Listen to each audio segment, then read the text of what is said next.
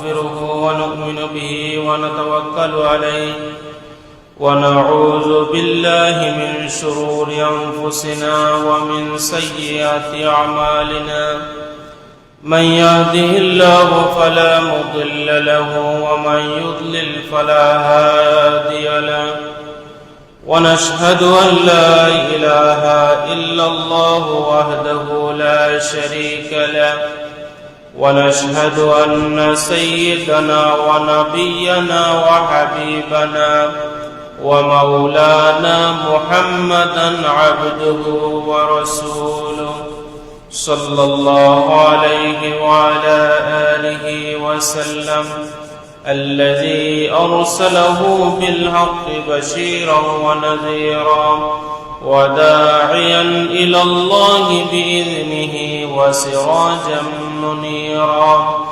أما بعد فقد قال الله تعالى في كلامه المجيد أعوذ بالله من الشيطان الرجيم بسم الله الرحمن الرحيم وقضى ربك ألا تعبدوا إلا إياه وبالوالدين إحسانا إن الله وملائكته يصلون على النبي يا أيها الذين آمنوا صلوا عليه وسلموا تسليما اللهم سيدنا مولانا محمد وعلى آل سيدنا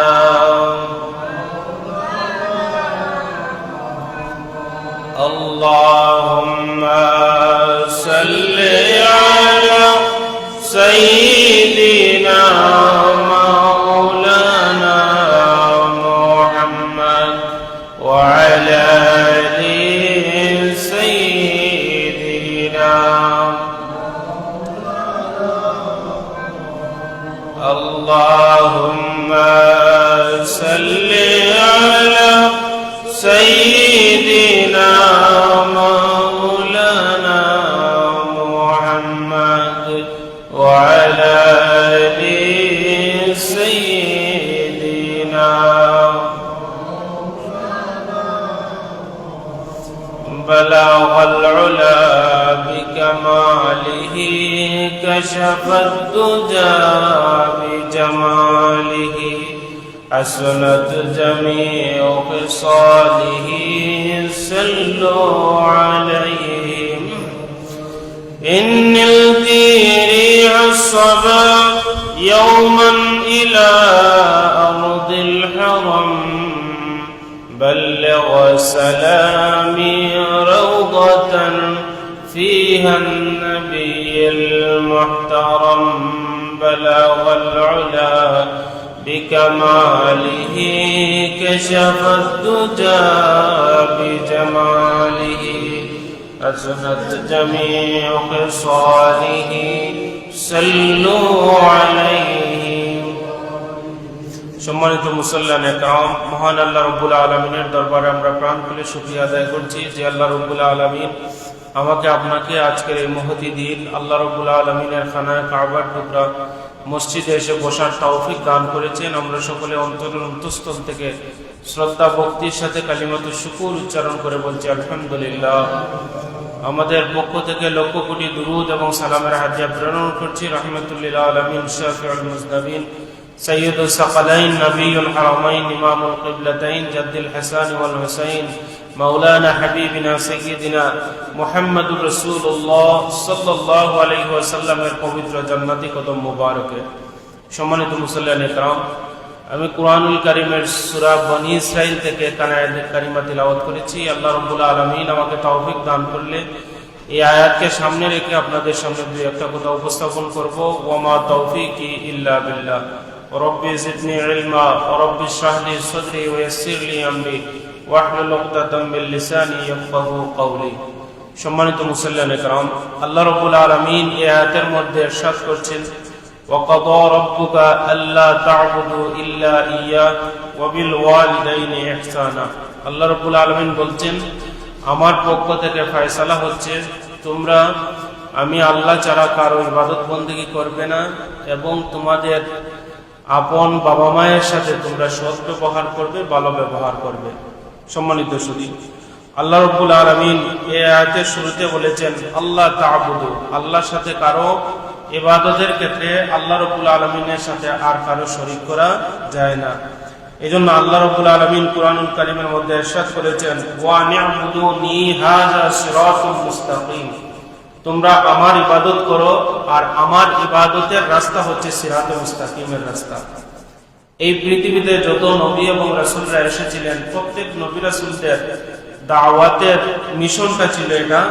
তারা তাদের সম্প্রদায়কে বলেছিলেন, ইয়া কওমি ইবুদুল্লাহা মা লাকুম মিন ইলাহিন গায়রু আফালা তাত্তাকুন, হে আমার সম্প্রদায়ের লোকরা, তোমরা আল্লাহ ছাড়া কারো ইবাদত বন্দেগী করো না। সম্মানিত সুধী, তাহলে আল্লাহর ইবাদতের ক্ষেত্রে কোনো কম্প্রোমাইজ নাই, আল্লাহর ইবাদতের ক্ষেত্রে কোনো শরীক নাই। এরপরে আল্লাহ রাব্বুল আলামিন ইরশাদ করছেন, ওয়াবিল ওয়ালিদাইনি ইহসানা। আল্লাহ রাব্বুল আলামিনের ফরজের পর একটা গুরুত্বপূর্ণ ফরজ আল্লাহ তাআলা তুলে ধরেছেন, সেটা হচ্ছে ওয়াবিল ওয়ালিদাইনি ইহসানা, তোমরা তোমাদের বাবা মায়ের সাথে ভালো ব্যবহার করো, উত্তম ব্যবহার করো, সুন্দর ব্যবহার করো। অর্থাৎ তোমাদের কাছ থেকে যতটুকু ভালো ব্যবহার পাওয়ার অধিকার রাখেন তারা হচ্ছেন বাবা মা, যত সুন্দর ব্যবহার পাওয়ার অধিকার রাখেন তারা হচ্ছেন তোমার বাবা মা। তার মানে আল্লাহর ফরজের পর মানুষের জন্য গুরুত্বপূর্ণ একটা ফরজ হচ্ছে তার বাবা মায়ের সাথে ভালো ব্যবহার করা। এটা কোনো নফল নয়, এটা সুন্নত নয়, এটা আল্লাহ তাআলা ফরজ করে দিয়েছেন। যেই ফরজটাকে আমাদের সমাজে বা আমাদের সমাজ ব্যবস্থায় আমরা এই যে বিশেষ করে এটা লক্ষ্য করা যায় যে বাবা মায়ের প্রতি রূঢ় ব্যবহার করতে দেখা যায়, বাবা মাকে মানুষ আলাদা করতে দেখা যায়, বাবা মাকে বৃদ্ধ বয়সে বাবা মাকে ভালো ব্যবহার করতে দেখা যায় না। সম্মানিত সুধী, আমরা যদি কুরআন হাদিসের আলোকে যদি এটা আলোচনা করি তাহলে আমরা বুঝতে পারবো আল্লাহ রাব্বুল আলামিন বাবা এবং মায়ের প্রতি কিরকম ব্যবহার করার কথা বলেছেন। আর প্রথমে আসি, আল্লাহ রাব্বুল আলামিন বলছেন ওয়াবিল ওয়ালিদাইনি ইহসানা, বাবা মায়ের সাথে তোমরা উত্তম ব্যবহার করো। এই ইহসানা বলতে কি বোঝানো হয়েছে পরের আয়াতে আল্লাহ রাব্বুল আলামিন তুলে ধরেছেন, ইম্মা ইয়াবলুগান্না ইনদাকাল কিবার আহাদুহুমা আও কিলাহুমা ফালা তাকুল লাহুমা উফ, তোমাদের বাবা মায়ের একজন অথবা উভয়জন যদি বার্ধক্য বয়সে পৌঁছে যান তাহলে ফালা তাকুল লাহুমা উফ, তোমরা তাদের সাথে চলাফেরা করতে গিয়ে, বসবাস করতে গিয়ে তোমরা কষ্ট পাওয়ার তো দূরের কথা, বরং উফ শব্দটাও তোমরা ব্যবহার করবে না। ওয়ালা তানহারহুমা, বাবা মাকে তোমরা ধমক দিতে পারবে না। ওয়াকুল লাহুমা কাওলান কারীমা, তাদের সাথে যখন কথা বলবে তখন নম্র ভাষায় তাদের সাথে কথা বলবে, মিষ্টি ভাষায় তাদের সাথে কথা বলবে। ওয়াকুর রব্বিরহামহুমা কামা রাব্বায়ানি সগীরা, আর তাদের জন্য আল্লাহ রাব্বুল আলামিনের দরবারে দোয়া করবে, আল্লাহ তারা যেভাবে আমাকে তাদের স্নেহের কুলে, ভালোবাসার কুলে আমাকে লালন পালন করেছেন, আল্লাহ তোমার রহমতের স্নেহের কুলে তাদেরকে আল্লাহ তুমি গ্রহণ করে নাও। সুবহানাল্লাহ। তাহলে আল্লাহ রাব্বুল আলামিন বাবা মায়ের প্রতি, আল্লাহ তাআলা বাবা মায়ের প্রতি কিরূপ ব্যবহার করার কথা বলেছেন, আর আমরা বাবা মায়ের প্রতি কিরূপ ব্যবহার করি। একজন সাহাবী আল্লাহর রাসূলকে এসে বললেন, ইয়া রাসূলুল্লাহ, ইয়া হাবিবাল্লাহ, আইয়ুল আমালি আফদাল, এই পৃথিবীর মধ্যে সবচাইতে ভালো আমল কি? আল্লাহর রাসূল জবাব দিলেন, আস-সালাতু ফি ওয়াক্তিহা, সময় মতো নামাজ আদায় করা এই পৃথিবীর সমুদয় আমলের মধ্যে সবচাইতে ভালো আমল। বিররুল ওয়ালিদাইন, 2 নম্বর আল্লাহর রাসূল সাল্লাল্লাহু আলাইহি ওয়াসাল্লাম বললেন বাবা মায়ের সাথে ভালো ব্যবহার করা এই পৃথিবীর সমুদয় ভালো আমলের মধ্যে একটা ভালো আমল। আর একটা ভালো আমল আল্লাহর রাসূল বললেন ওয়াল জিহাদু ফি সাবিলিল্লাহ, আর আল্লাহ রাব্বুল আলামিনের রাস্তায় জিহাদ করা হচ্ছে সমুদয় ভালো আমল সমূহের মধ্যে একটা আমল। তাহলে ভালো আমলের মধ্যে একটা আমল হচ্ছে বাবা মায়ের সাথে ভালো ব্যবহার করা, বাবা মায়ের সাথে সুন্দর ব্যবহার করা, বাবা মায়ের সাথে আমার কাছ থেকে যতটুকু ভালো অধিকার পাওয়ার কথা ততটুকু ভালো অধিকার পাওয়ার নাম হচ্ছে বাবা মায়ের সাথে ভালো ব্যবহার করা। সম্মানিত সুধী, একজন সাহাবী আল্লাহ রাসূলকে বললেন, ইয়া রাসূলুল্লাহ, ইয়া হাবিবাল্লাহ, আস্তাযিনুকাল জিহাদ, আমি জিহাদে আপনার সাথে যেতে চাই, আমি জিহাদ করে আল্লাহর রাস্তায় আমি শহীদ হতে চাই, ইয়া রাসূলুল্লাহ আমাকে অনুমতি দেন। আল্লাহ রাসূল তাকে জিজ্ঞেস করলেন যে সাহাবী, তোমার কি বাবা মা জীবিত আছেন কিনা? সাহাবী আল্লাহ রাসূলকে বললেন, ইয়া রাসূলুল্লাহ আমার বাবা মা জীবিত আছেন। আল্লাহ রাসূল বললেন, তোমার জিহাদে যাওয়ার কোনো দরকার নাই, তুমি বাড়িতে চলে যাও, তুমি বাবা মার খেদমত করো, আল্লাহ রাব্বুল আলামিন তোমার নামায়ে আমলনামার মধ্যে জিহাদের সওয়াব দান করে দিবে। সুবহানাল্লাহ। আল্লাহ রাসূল জিহাদে যাওয়ার পারমিশন দেন নাই, বরং বলেছেন তোমার বাবা মা আছেন, বাবা মায়ের কাছে যাও, তাদের সেবা শুশ্রূষা করে, তাদের খেদমত করে, তাদের সাথে ভালো ব্যবহার করে জিহাদের সওয়াব তুমি অর্জন করে নাও। সুবহানাল্লাহ। এই জন্য আল্লাহ রাসূল বলেন, রিদা রাব্বি ফি রিদাল ওয়ালিদাইন, বাবা মায়ের সন্তুষ্টি হচ্ছে আল্লাহর সন্তুষ্টি, ওয়া সাকাতাহু ফি সাকাতিল ওয়ালিদাইন, আর বাবা মার অসন্তুষ্টি হচ্ছে মহান আল্লাহ রাব্বুল আলামিনের অসন্তুষ্টি। বাবা মা সন্তুষ্ট, আল্লাহ সন্তুষ্ট, বাবা মা অসন্তুষ্ট, আল্লাহ রাব্বুল আলামিন আপনার উপর অসন্তুষ্ট হয়ে যাবে। সুতরাং এই জায়গাটা আমাদের জন্য অত্যন্ত সেনসিটিভ একটা জায়গা। আমরা যেন আমাদের অজান্তেও আমাদের বাবা মায়ের সাথে কোনো রকমের খারাপ ব্যবহার না করি। সম্মানিত সুধী, আল্লাহ রাসূল বলেন, আল্লাহ রাব্বুল আলামিন জান্নাতে দুইটা স্পেশাল গেট আল্লাহ রাব্বুল আলামিন রেখেছেন। একটা গেটের নাম হচ্ছে আল আব অর্থাৎ বাবা, আর একটা গেটের নাম হচ্ছে আল উম অর্থাৎ মা। যারা এই পৃথিবীতে বাবা মায়ের খেদমত করতে পারবে, বাবা মায়ের খেদমত করে জান্নাত অর্জন করতে পারবে, আল্লাহ রাসূল বলেন তাদেরকে এই বাবা এবং মা নামের স্পেশাল দরজা দিয়ে আল্লাহ রাব্বুল আলামিন বেহেশতে প্রবেশ করাবেন। এইজন্য আল্লাহ রাসূল বলেন, এই পৃথিবীর সবচাইতে হতভাগা মানুষ হচ্ছে তারা, হতভাগা সন্তান হচ্ছে তারা যারা তাদের জীবদ্দশায় তাদের বাবা মাকে পেল, অথবা বাবাকে পেল, অথবা মাকে পেল, আর তাদেরকে পাওয়ার পর তাদের সেবা শুশ্রূষা করে, তাদের খেদমত করে, তাদের সাথে ভালো ব্যবহার করে আল্লাহর জান্নাত অর্জন করতে পারল না।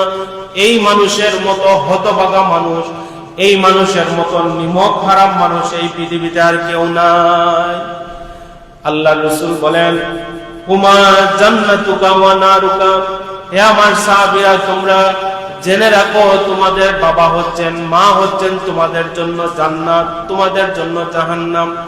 অর্থাৎ তারা যদি সন্তুষ্ট থাকেন, আল্লাহ রাব্বুল আলামিন জান্নাতের ফয়সালা তোমার জন্য করে দিবেন, আর তারা যদি অসন্তুষ্ট থাকেন, তোমার জীবনে যতই আমল থাকুক না কেন জাহান্নামের ফয়সালা আল্লাহ রাব্বুল আলামিন করে দিবেন। এইজন্য আল্লাহ রাসূল বলেন, এই পৃথিবীতে কোন দোয়ার ব্যাপারে আল্লাহ রাব্বুল আলামিন গ্যারান্টি দেন নাই, কিন্তু একটা দোয়ার ব্যাপারে গ্যারান্টি দেওয়া যায়। এই দোয়াটা হচ্ছে বাবা মায়ের দোয়া। আপনি মুসিবতে পড়ে যান, মায়ের কদমে বসবেন, বসে আপনি দোয়া করবেন, পরীক্ষা করে নেবেন। 40 দিন যদি এইভাবে দোয়া করতে পারেন মায়ের কদমে বসে বসে, আল্লাহ রাব্বুল আলামিন আপনার যত বড় মুসিবত হোক না কেন এই 40 দিনের ভিতর আল্লাহ রাব্বুল আলামিন ফয়সালা করে দিবেন। সুবহানাল্লাহ। আল্লাহ রাসূল বলেন, একজন ব্যক্তি যদি, একজন সন্তান যদি তার মায়ের পায়ের মধ্যে একবার চুমা দিয়ে দেয়, সে তার মায়ের পায়ের মধ্যে চুমা দিল না, বরং আল্লাহর জান্নাতের চৌকাঠের মধ্যে সে চুমা দিয়ে ফেলল। সুবহানাল্লাহ। এই জন্য বাবা মায়ের নিকট আমাদের দোয়া চাইতে হবে, বাবা মায়ের সাথে আমাদের ভালো ব্যবহার করতে হবে। এই পৃথিবীর কোন মানুষ যদি তার সামর্থ্য অনুযায়ী বাবা মার তলে ব্যয় করে, বাবা মায়ের জন্য খরচ করে, বাবা মাকে যদি ভরণ পোষণ দিয়ে খাবার দেয়, আমার রাসূল বলেছেন মৃত্যুর আগ পর্যন্ত ওই সন্তানের রিজিকের অভাব হবে না। বাবা মাকে যদি মানুষ ভরণ পোষণ দেয়, তার সামর্থ্য অনুযায়ী ভরণ পোষণ দেয়, সামর্থ্য অনুযায়ী তাকে রিজিকের বন্দোবস্ত করে দেয়, ওই ব্যক্তি মৃত্যুর আগ পর্যন্ত রিজিকের অভাব হবে না। সুবহানাল্লাহ। সম্মানিত সুধী, আল্লাহর রাসূল সাল্লাল্লাহু আলাইহি ওয়াসাল্লামের শালী আসমা বিনতে আবু বকর রাদিয়াল্লাহু তাআলা আনহুমা, তিনি আল্লাহর রাসূলকে এসে বললেন, ইয়া রাসূলুল্লাহ, ইয়া হাবিবাল্লাহ, ইন্নী মুসলিমা, আমি হচ্ছি একজন মুসলিম মহিলা, মুসলিম রমণী, কলিমার বার্তা গ্রহণ করে আমি মুসলমান হয়ে গিয়েছি, কিন্তু আমার মা হচ্ছেন একজন মুশরিকা, তিনি আল্লাহর সাথে শরীক করেন, তিনি এখনো মুসলমান হন নাই। ইয়া রাসূলুল্লাহ, আমি কি আমার মায়ের সাথে ভালো ব্যবহার করব? আমার মা মুশরিকা, আল্লাহর নাফরমানি তিনি করেন, আর আমি মুসলিম। ইয়া রাসূলুল্লাহ, আমি কি আমার মায়ের সাথে ভালো ব্যবহার করব? আল্লাহ রাসূল বললেন, হ্যাঁ অবশ্যই তুমি তোমার মায়ের সাথে ভালো ব্যবহার করবে। মা যদি অমুসলিমও থাকেন তারপরও সন্তান মায়ের সাথে, বাবা যদি অমুসলমানও থাকেন তারপরেও বাবার সাথে রূঢ় ব্যবহার করার কোনো পারমিশন ইসলাম দেয় নাই। শুধুমাত্র একটা ব্যাপারে বলেছে যে যদি আল্লাহর নাফরমানির দিকে বাবা মা যদি আহ্বান করেন, আল্লাহর নাফরমানির দিকে যদি তোমাকে অত্যাচার করেন, তাহলে ওই কথাটা মানা যাবে না, বাকি কোনো কথার ব্যাপারে তুমি বাবা মায়ের সাথে রূঢ় ব্যবহার করতে পারবে না। হাদিসের মধ্যে এসেছে, একজন বাবা মা যদি তোমাকে তোমার সম্পত্তি থেকে বঞ্চিত করে ফেলেন, তারপরেও বাবা মায়ের সাথে তুমি খারাপ ব্যবহার করতে পারবে না।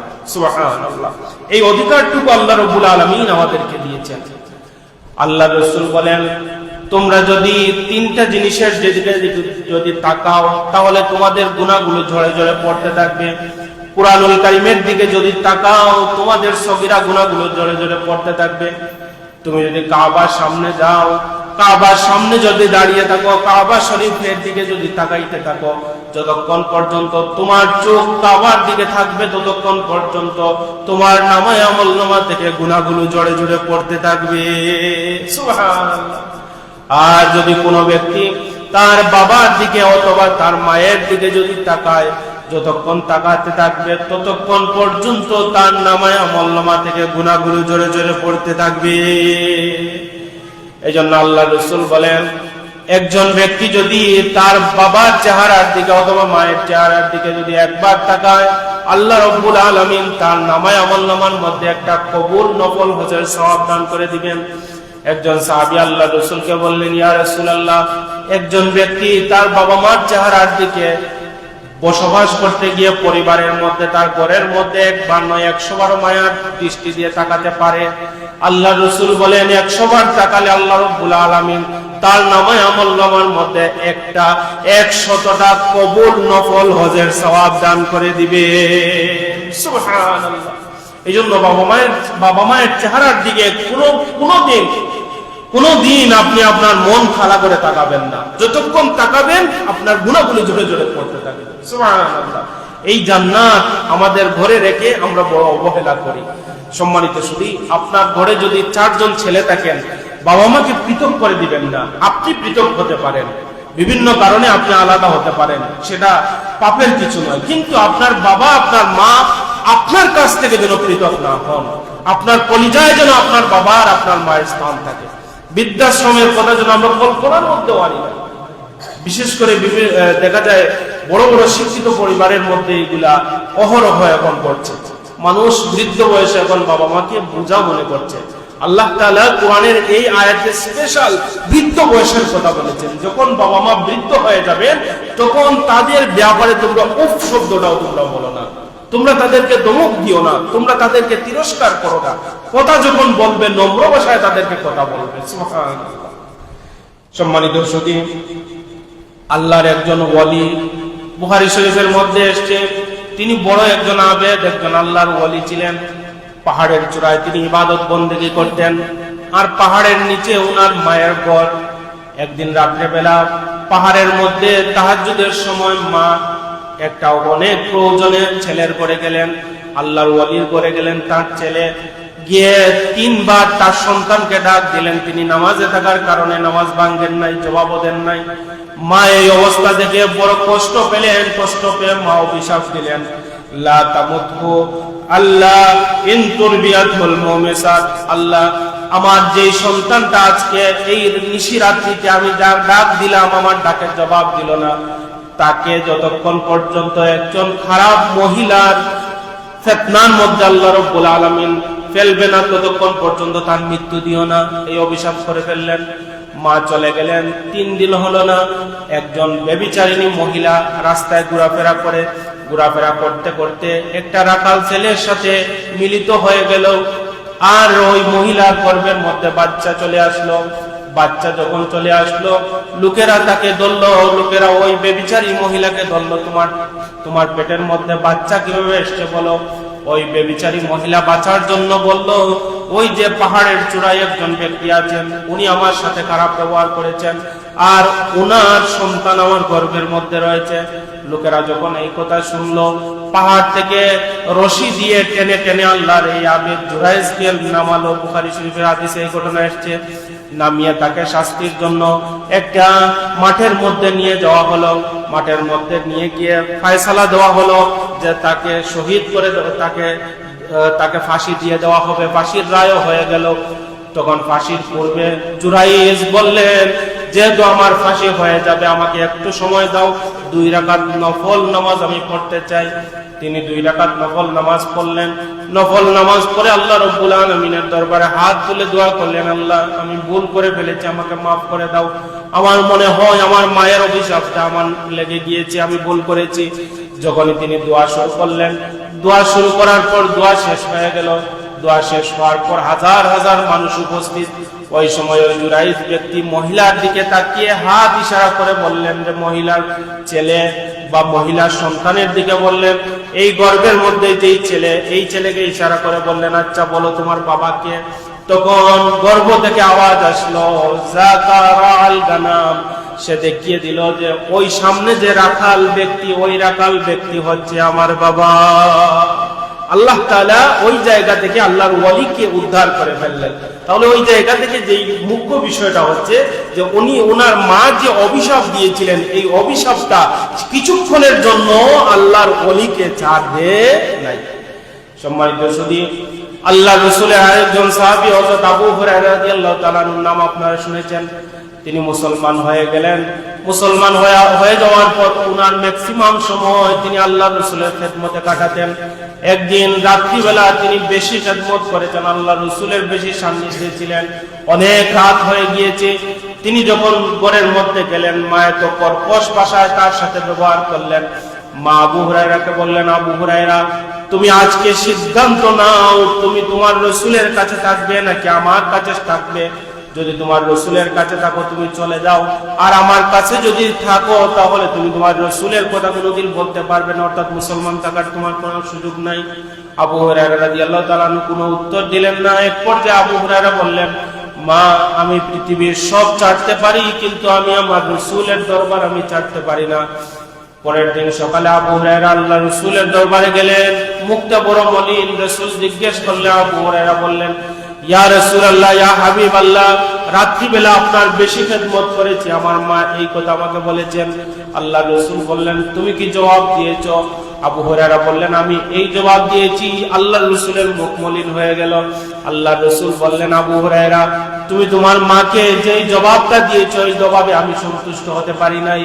আবু হুরায়রা আল্লাহ রাসূলকে বললেন, ইয়া রাসূলুল্লাহ, আমি আমার মায়ের ব্যাপারে আপনার নিকট নালিশ করতে আসি নাই, বরং আমার মায়ের জন্য আপনার নিকট দোয়া করতে এসেছি। আবু হুরায়রা বলেন, আমি যখন রাসূলকে এই কথা বললাম, রাসূল কারীম তিনি তার হাত মোবারক আকাশের দিকে উত্তোলন করলেন আর দোয়া শুরু করলেন, আল্লাহুম্মা ইহদি উম্মা আবি হুরায়রা, আল্লাহ আমার আবু হুরায়রার জন্য আবু হুরায়রার মাকে আল্লাহ তুমি হেদায়েত দান করে দাও। আবু হুরায়রা আল্লাহ রাসূল হাত তোলার অবস্থায় আর আবু হুরায়রা দৌড় দিলেন। সাহাবায়ে কেরামরা পিছন দিক দিয়ে আবু হুরায়রাকে ধরলেন, জামা টেনে ধরলেন। আবু হুরায়রা এত জোরে দৌড় দিচ্ছ কেন, কোনো সমস্যা হয়েছে কিনা? আবু হুরায়রা বলেন, হে আল্লাহর রাসূলের সাহাবীরা, তোমরা আমাকে ছেড়ে দাও, আমার রাসূল আমার মায়ের জন্য দোয়া করেছেন, আমি দৌড়ে যাচ্ছি। আমি আবু হুরায়রা বাড়িতে আগে যেতে পারি নাকি আমার রাসূলের দোয়া আগে চলে যায়? সুবহানাল্লাহ। আবু হুরায়রা বলেন, আমি আমার মায়ের ঘরে গিয়ে যখন দরজার মধ্যে করাঘাত করলাম, আমার মার আগের রাত্রিতে যেভাবে কর্কশ মিজাজ আমি বুঝতে পারলাম না। আমি বুঝতে পারলাম আমার মায়ের কণ্ঠ থেকে তাওহীদের সুমহান আওয়াজ চলে এসেছে। আমার মা আমাকে বললেন, বাবা আবু হুরায়রা তুমি একটু বাইরে দাঁড়াও। আমি ওযু করে আসি। এই মুহূর্তে আমি সিদ্ধান্ত নিয়েছি তোমার নবীর দরবারে গিয়ে আমি কলিমা পড়ে মুসলমান হয়ে যাব। আবু হুরায়রা যখন আল্লাহর রাসূলকে তার মায়ের ব্যাপারে নালিশ করেছেন, ওই জায়গায় রাসূল সন্তুষ্ট হতে পারেন নাই। কত বড় একজন সাহাবী। সম্মানিত সুধী, এই জন্য আল্লাহ রাব্বুল আলামিন বলেন, তিনটা কারণে মায়ের মর্যাদা বেশি। হামালাতহু উম্মুহু, কারণ তোমার মা তোমার গর্ভে ধারণ করেছেন। এই পৃথিবীর কেউ তোমাকে গর্ভে ধারণ করতে পারবে না, এই ক্ষমতাও কারো নাই। তোমার বাবারও ক্ষমতা নাই, এই ক্ষমতাটা তোমার মায়ের রয়েছে। হামালাতহু উম্মুহু, মা তোমাকে গর্ভে ধারণ করেছেন। ওয়াহনান আলা ওয়াহনিন, এবং বোঝার পর বোঝা তোমার মা তোমার পেটে ধারণ করেছে। চিকিৎসা বিজ্ঞান বলছে একজন সুস্থ ব্যক্তি 45 ইউনিট কষ্ট সহ্য করার মতো ক্ষমতা আছে।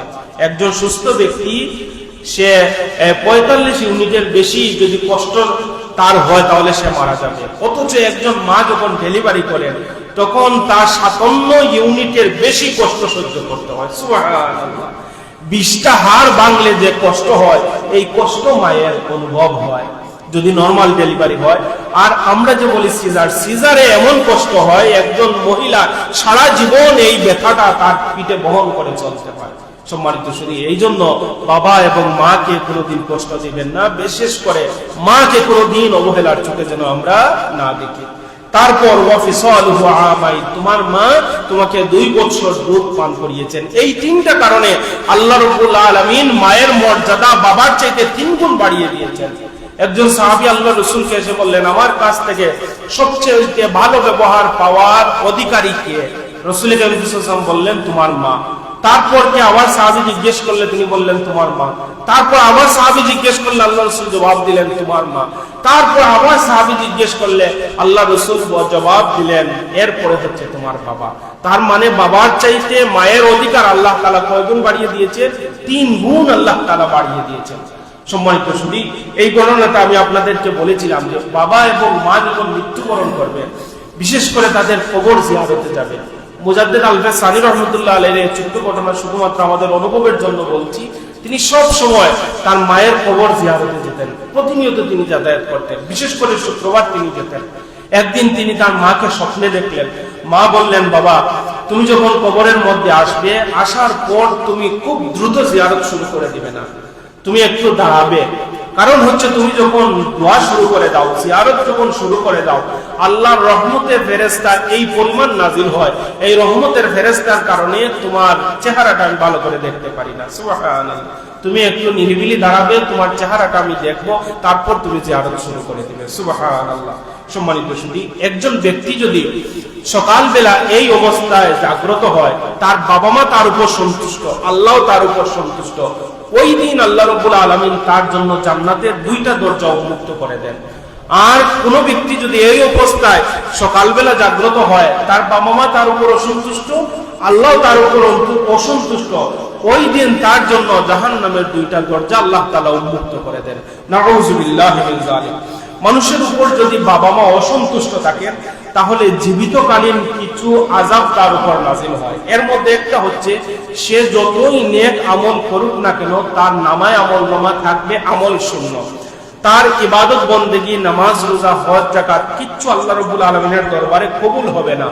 সে যখন মৃত্যুবরণ করবে, তাওবা তার নসিব হবে না, অর্থাৎ তাওবা ছাড়া সে মৃত্যুবরণ করবে। সে যখন মৃত্যুবরণ করবে, সে বেঈমান হয়ে মৃত্যুবরণ করবে।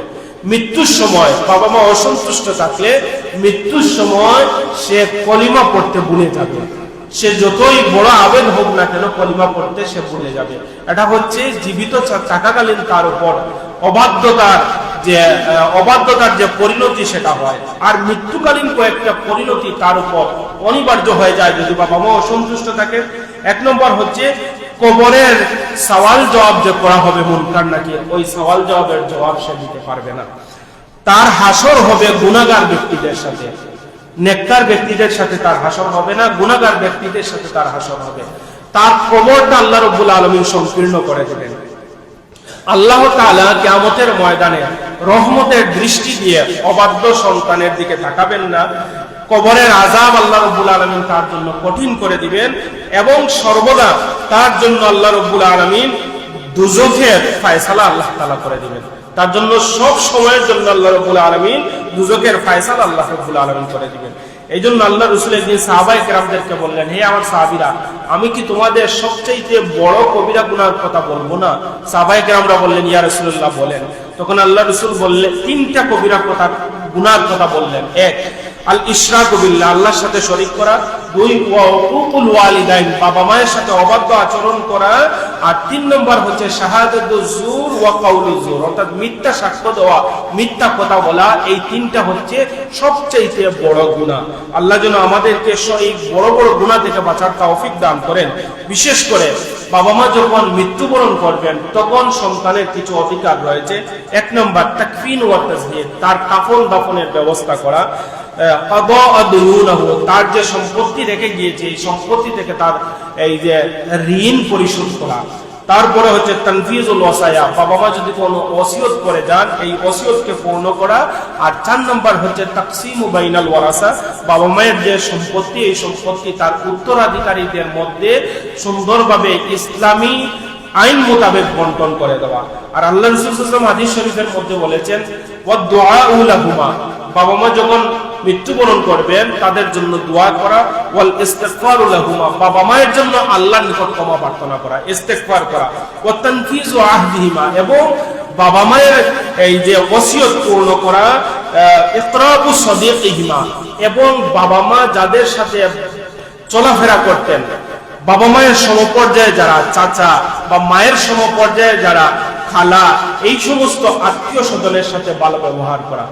কোন ব্যক্তির উপর যদি বাবা মা অসন্তুষ্ট হয়ে মৃত্যুবরণ করে যান, মৃত্যুর পরে যদি তার শুভ বুদ্ধির উদয় হয়, তার মধ্যে সে মাফ চাওয়ার একটা মাধ্যম হচ্ছে তাদের জন্য বেশি বেশি ইস্তেগফার করা, আল্লাহর নিকট ক্ষমা প্রার্থনা করা, বেশি বেশি বাবা মায়ের জন্য এই নফল দান সদকা করা।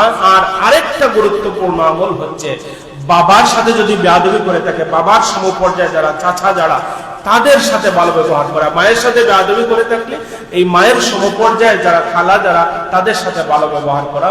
ইনশাআল্লাহ আল্লাহ রাব্বুল আলামিন এই অবস্থায় যদি হয়ে যায় আমাদের, আমরা এই কাজের মাধ্যমে যাতে আমরা বাঁচতে পারি, বাবা মায়ের অসন্তুষ্টি থেকে যেন আমরা বাঁচতে পারি, বাবা মায়ের দোয়া নিয়ে আমরা যেন জান্নাত অর্জন করতে পারি।